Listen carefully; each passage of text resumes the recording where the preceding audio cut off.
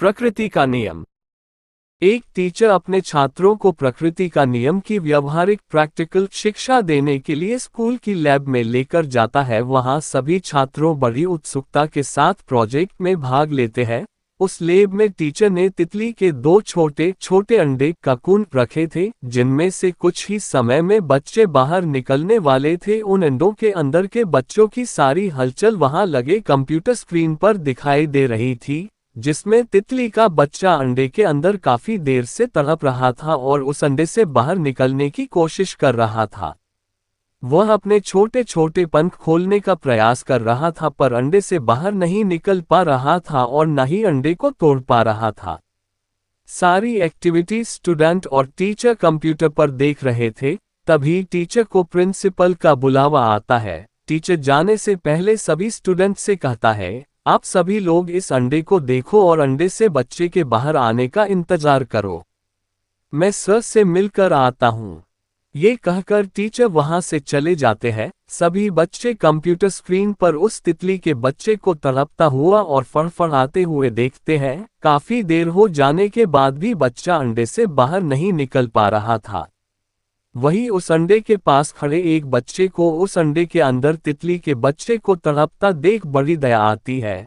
वह अपने पेन से अंडे को धीरे से मारता है ताकि बच्चा अंडे से बाहर आ पाए।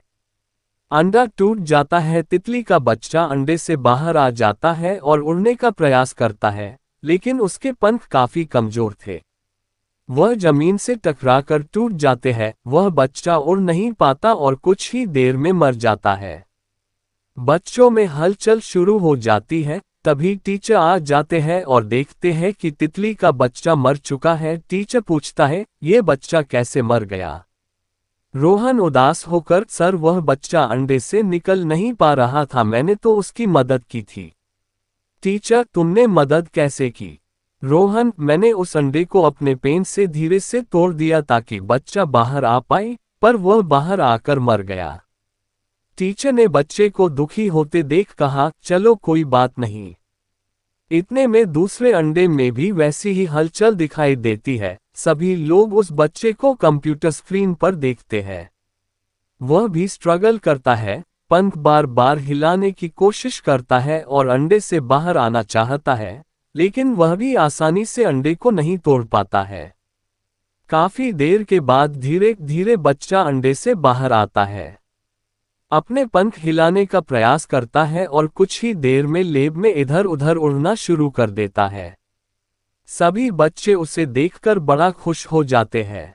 अब टीचर सभी बच्चों को लॉ ऑफ नेचर समझाते हुए कहते हैं, संघर्ष प्रकृति का नियम है। जब कोई भी जीव या व्यक्ति संघर्ष करता है तो उसके अंदर छुपे हुए बहुत से गुण निकलकर बाहर आ जाते हैं। पहले वाला बच्चा अंडे से आसानी से बाहर आ गया, इसलिए उसमें बाहर के माहौल में जीने के गुणों का विकास नहीं हो पाया। जबकि दूसरे बच्चे ने अपने आप को इतना मजबूत बना लिया कि वह बाहर की दुनिया में जी पाए। जरूरत से ज्यादा मदद हमें हमेशा के लिए उन गुणों से दूर कर देती है जो हमारे अंदर होते हैं। यही प्रकृति का नियम है। मॉरल, दोस्तों, ये लॉ नियम हमारे ऊपर भी लागू होता है। हमें कभी भी जरूरत से ज्यादा किसी की मदद नहीं लेना चाहिए और नहीं करना चाहिए, बल्कि संघर्ष करके नए रास्ते ढूंढना चाहिए। धन्यवाद।